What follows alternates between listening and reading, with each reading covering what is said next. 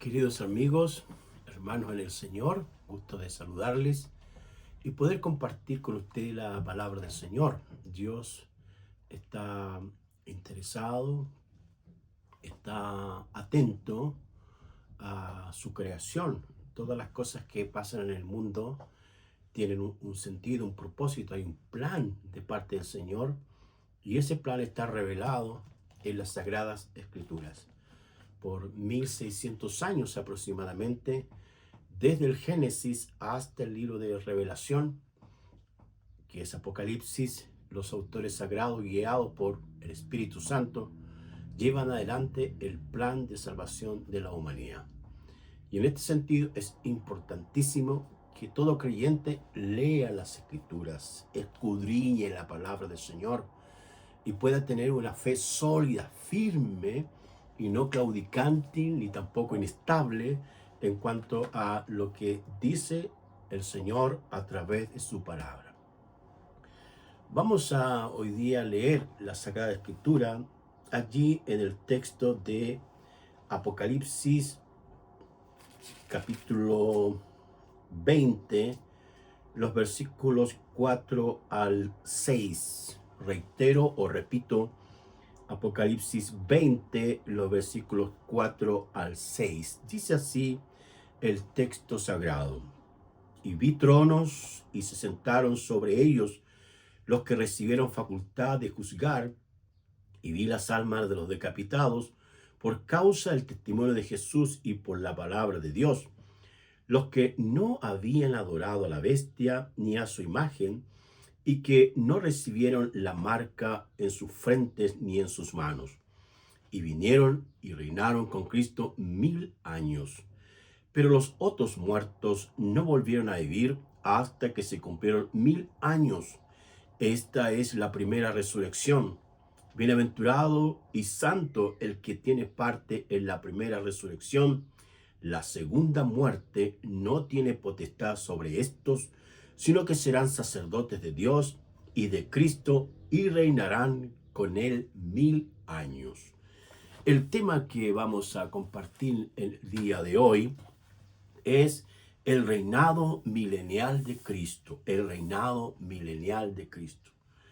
La palabra del Señor es la fuente de la construcción, la base de donde el pueblo del Señor construye su doctrina, su dogmática también se le puede llamar, o aquellas verdades fundamentales de la fe que indican el rumbo, la práctica, desde el principio hasta el final de los tiempos.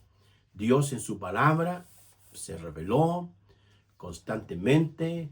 El texto de Hebreos capítulo 1 dice que Dios habló muchas veces y de diferentes maneras a los profetas o por los profetas, los padres. Dice luego, pero hoy nos ha hablado por el Hijo, a quien constituyó heredero de todo y por quien mismo sustenta todas las cosas con su mano de poder. Ese es nuestro Señor Jesucristo. Muchas veces Dios hablando, reiterando, buscando su pueblo, buscando al hombre, para estar cerca de él, para salvarlo, para perdonarlo, para restaurarlo, para levantarlo. Lucas 19:10 dice que el Hijo del Hombre vino a buscar y a salvar lo que se había perdido. En este sentido, cuando ya estamos culminando el libro de Apocalipsis, después de reiterados sermones, enseñanzas, principios prácticos, aplicaciones a nuestra vida, es cuando ya el Espíritu Santo, guiando al apóstol Juan, nos va a hablar ahora sobre el reinado milenial de Cristo.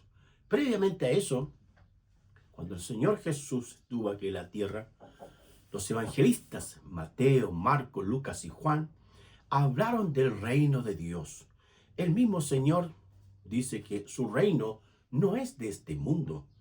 Los principios, las verdades, la forma en cómo Jesús ejerció, vivió, practicó su vida vertical con el Señor, su relación con el Padre y la enseñanza acerca del reino de Dios está en los evangelios.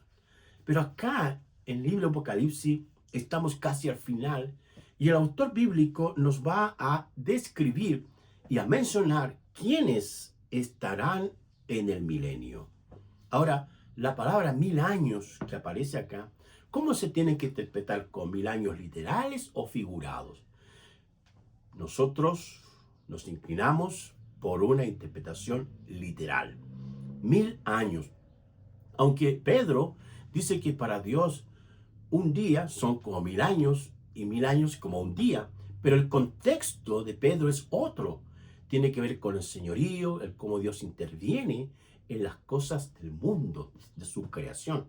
Pero acá se refiere al reinado mismo del Señor. Bien, veamos entonces quiénes estarán en el milenio. En primer lugar, estará el juez de toda la humanidad. Hablamos que se mencionan tronos allí, se mencionan también los que están sentados para juzgar, y en ese sentido tenemos que mencionar y reiterar que en esos tronos se van a sentar los 24 ancianos, que serían los 12 patriarcas del Antiguo Testamento y los 12 apóstoles neotestamentarios, y ahí tenemos 24 para juzgar a todos aquellos seres humanos de ese tiempo. Ahora, importantísimo es leer el pasaje de Daniel.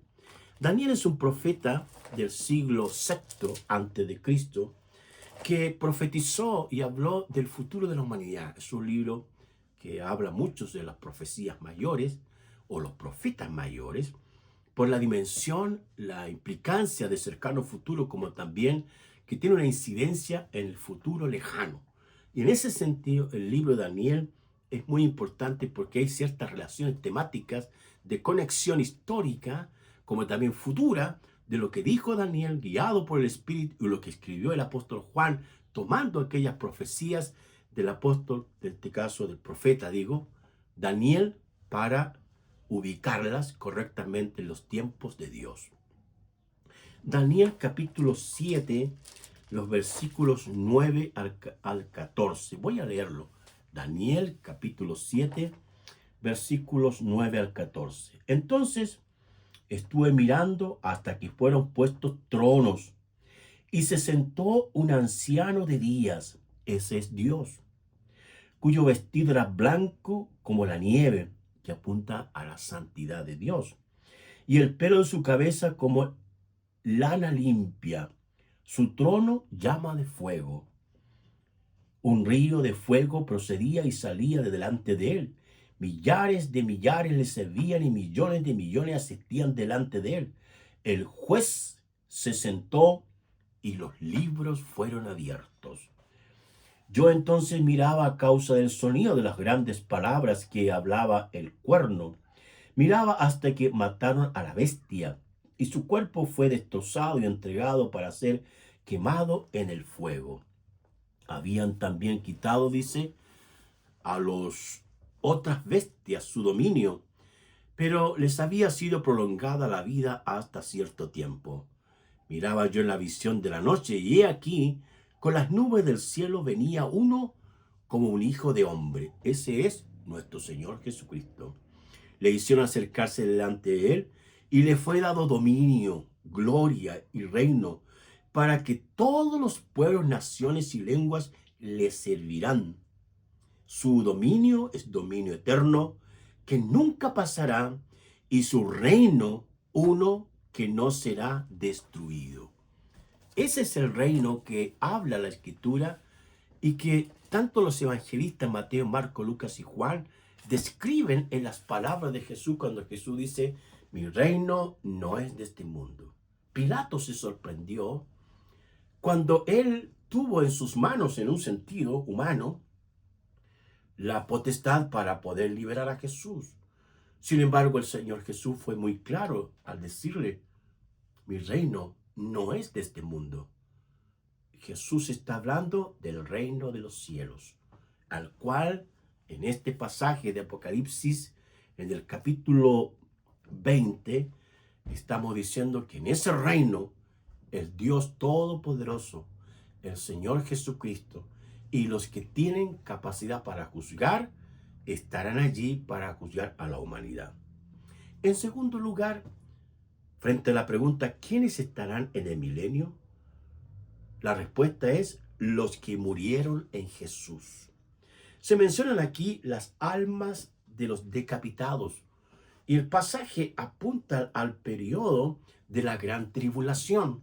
La gran tribulación es una etapa que Dios ha descrito en su manejo y dominio de todos los tiempos, y se refiere donde la iglesia del Señor no va a estar presente allí, porque la gran tribulación es el juicio de Dios sobre la bestia, el falso profeta y todos aquellos que no han querido arrepentirse. Como la iglesia va a ser sacada de la humanidad, y millones vamos a salir si estamos vivos de ahí, para poder entrar a la presencia del Señor, y allí vendrá el anticristo, que será un líder político que intentará y proponer respuestas para todas las cosas, para todas las contingencias o necesidades de las personas, pero al mismo tiempo muchos se darán cuenta que era verdad lo que la iglesia predicaba acerca de la salvación en Cristo Jesús. Tendrán que algunos quizás se van a rendir al dominio y manejo del anticristo y el falso profeta, que es un líder religioso que propondrá unir todas las religiones del mundo en torno a rendirle después pleitesía al mismo Satanás. Entonces, debemos estar muy atentos a lo que la palabra del Señor dice acá. Eso va a significar que muchos, al no estar en la iglesia presente en ese tiempo, se van a dar cuenta, pero va a ser demasiado tarde. Tendrán que morir, tendrán que dar su vida para poder mantener su conversión en Cristo Jesús. Ahora, dice ahí las almas de los decapitados. ¿Por qué fueron decapitados? Primero, el testimonio de Jesús. Hechos 1:8 dice el Señor, pero recibiréis poder y me seréis testigos, testigos de Jesús, no testigos de otros grupos religiosos como testigos de Jehová, testigos de Mahoma, testigos de un político importante. No, el Señor dice que capacitará y llenará de su espíritu para que los apóstoles, los discípulos de todos los tiempos sean llenos del poder del Señor y puedan ser testigos de Él. Y al mismo tiempo, en segundo lugar, se menciona que sus vidas fueron quitadas, fueron decapitados por causa de la palabra de Dios. El ser creyente no es ser un religioso un fin de semana, sino que es vivir la palabra del Señor. Cuando este mundo va en otra dirección en cuanto a lo económico, en cuanto a la moralidad, en cuanto a la diversidad, en cuanto a aceptar cualquier corriente filosófica existencialista, materialista, consumista, y vivir en este mundo solo para el placer. La palabra del Señor dice, si vivimos, para el Señor vivimos. También dice, andad en el Espíritu y no satisfagáis los deseos de la carne. Al mismo tiempo, volviendo acá al pasaje, dice, no habían adorado a la bestia, no recibieron su marca y reinarán con Cristo 1000 años. Se incluye a los creyentes que fueron partícipes de la primera resurrección y estos hombres y mujeres que van a tener que morir, que van a ser decapitados o muertos de otra forma, pero van a perder la vida por causa del testimonio y la palabra del Señor. En tercer lugar, lo que estarán en el reinado de nuestro Señor Jesús, o quienes estarán en el reinado milenial, la respuesta es los que resucitaron en la primera resurrección. El versículo 5 dice así, vamos a leerlo, dice, pero los otros muertos no volvieron a vivir hasta que se cumplan 1000 años. Esta es la primera resurrección. Las Escrituras nos dicen que el fundamento para la resurrección de los creyentes es nuestro Señor Jesucristo. El Señor Jesús dijo, yo soy la resurrección y la vida. el que cree en mí, aunque esté muerto, vivirá. Juan capítulo 11. El poder de Jesús, el Dios Todopoderoso, el Espíritu Santo, levantó a Jesús por la profecía que el mismo Señor había dicho a los apóstoles cuando dijo: iré a Jerusalén, allá voy a ser despreciado y traicionado, y los ancianos condenarán al Hijo del Hombre, pero le matarán, pero al tercer día resucitará. Y así como Jonás estuvo en el vientre 3 días y 3 noches, el Hijo del Hombre resucitará al tercer día. Así fue, se cumplió, el Señor resucitó, se apareció a María Magdalena, se apareció a los discípulos, a Pedro, Juan, se apareció a los 12, y el libro de los Hechos en el capítulo 1 dice que se apareció a los discípulos más o menos como 30 o 40 días. Más de un mes se aparecía, desaparecía, y así para hablarles del reino de Dios. Es muy interesante esta narrativa, este análisis, esta propuesta que aparece en las Sagradas Escrituras, como el Señor va a reinar 1000 años aquí en la tierra. Los otros, dice, no resucitarán durante 1000 años. Entonces, ¿quiénes estarán durante el reinado de 1000 años? Los que participen en la primera resurrección. La primera resurrección. Es muy interesante, aquí se habla que son bienaventurados y santos el que tiene parte en la primera resurrección. Felices, santos, aquellos, nosotros, que vamos a experimentar la muerte, pero vamos a resucitar. ¿Por qué vamos a resucitar? Porque hemos creído en el Señor Jesús. Le hemos recibido a Él como el Señor y Salvador. En Jesús, en Jesucristo. No en otra persona ni un grupo religioso X determinado o un grupo sectario, sino en Jesús. Jesús dijo: yo soy la resurrección y la vida. El contexto de Juan 11 es cuando Lázaro había muerto. Las hermanas María y Marta, preocupadas, angustiadas, mandan llamar al Señor Jesús, y el Señor Jesús se demoró, un tiempo entre comillas se demoró, y una de ellas increpa al Señor, le dice: Señor, si tú hubieses estado aquí, mi hermana no, o mi hermano, perdón, no habría muerto. Entonces Jesús dice y lanza esta tremenda verdad: yo soy la resurrección y la vida. El que cree en mí, aunque esté muerto, vivirá. Si usted cree en Jesús, si usted reconoce a Jesucristo como el único que da la vida, va a llegar el día que usted va a morir, pero también va a resucitar en la primera resurrección. ¿Bien? ¿Qué significa? En Lucas 14:14, vamos a leer ese pasaje. Lucas 14:14 dice: y serás bienaventurado, porque ellos no te pueden recompensar, pero te será recompensado en la resurrección de los justos. Ya el Señor está hablando de la resurrección de los justos. Bendito sea Dios. Pablo escribe en una de sus epístolas cristológicas, en Filipenses 3:10, con estas palabras. Filipenses 3:10.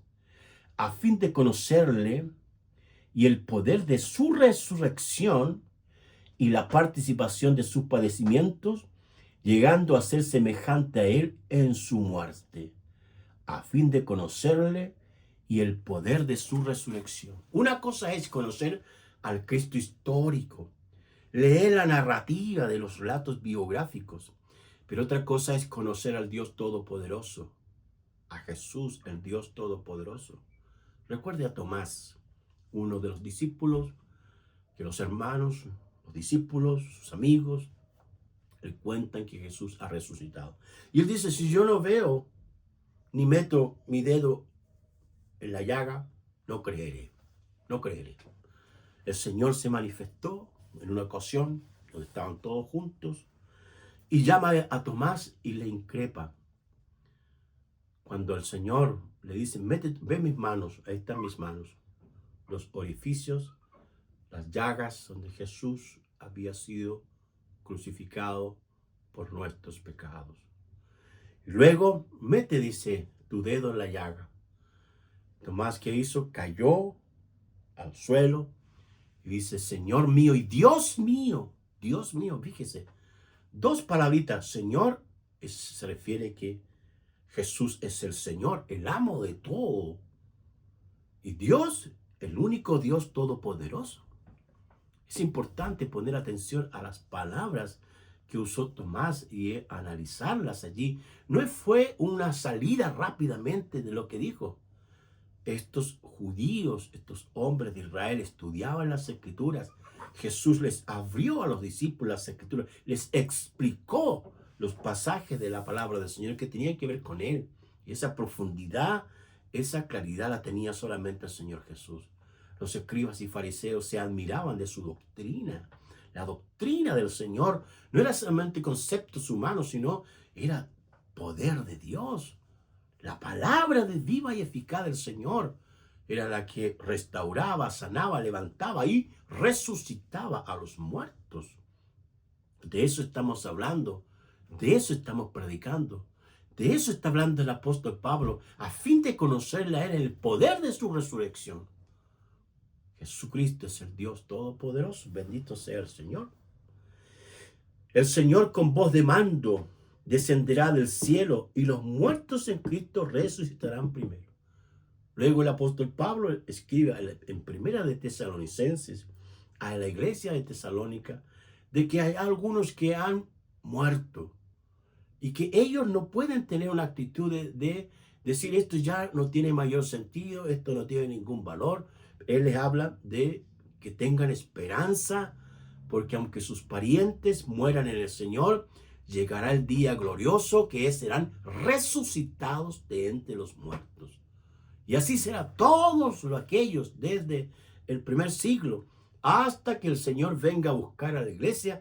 Todos van a resucitar o vamos a resucitar de entre los muertos. Esa es la primera resurrección. Entonces, ¿cuál es el requisito para ser partícipe de la primera resurrección? ¿Sabe cuál es? Es creer en el Señor Jesucristo. Es permanecer en el Señor Jesucristo y morir en Jesucristo para ser partícipe de la primera resurrección.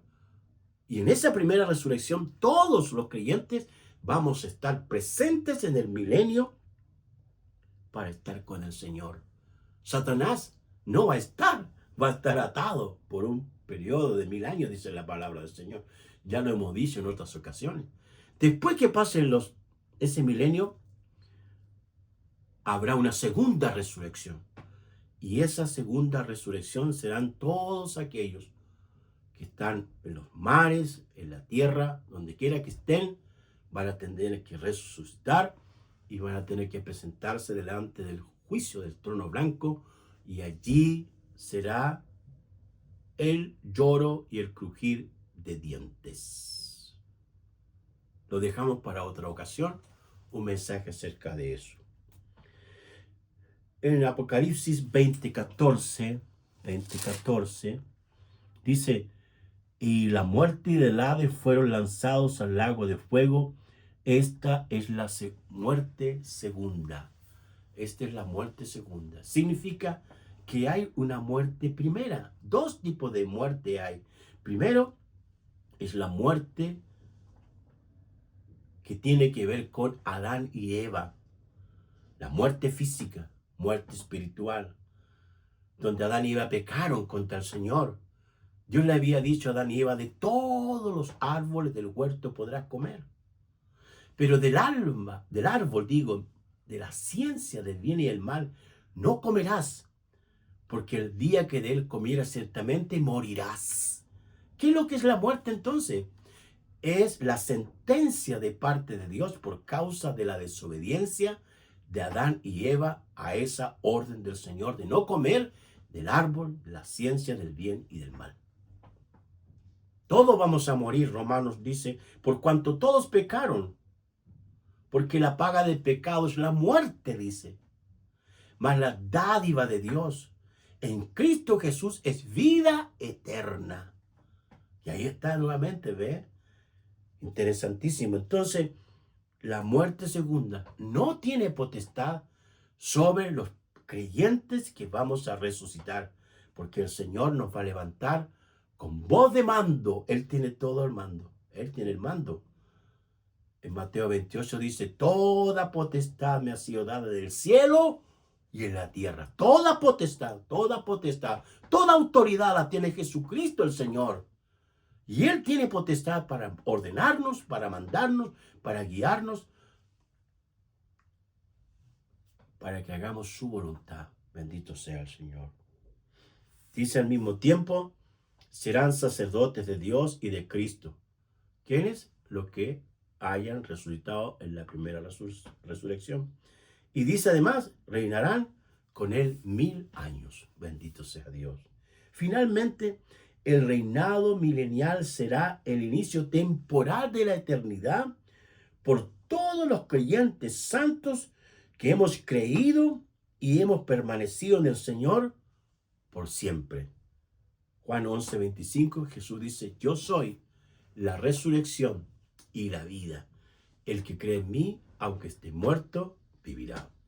Padre, te damos gracias por tu preciosa palabra, que es palabra de vida, palabra de enseñanza, palabra de formación que forma nuestra mente y corazón, porque tu palabra es luz en medio de la oscuridad, es vida en medio de la muerte, es salud en medio de la enfermedad. Y tú eres la resurrección, Señor. Llegará el día maravilloso en que tú, con voz de mando, con voz de arcángel, llamarás a los 4 vientos y los muertos en Cristo resucitaremos, Señor, para estar contigo en este milenio y por toda la eternidad. En el nombre de Jesús, amén. Que Dios te bendiga.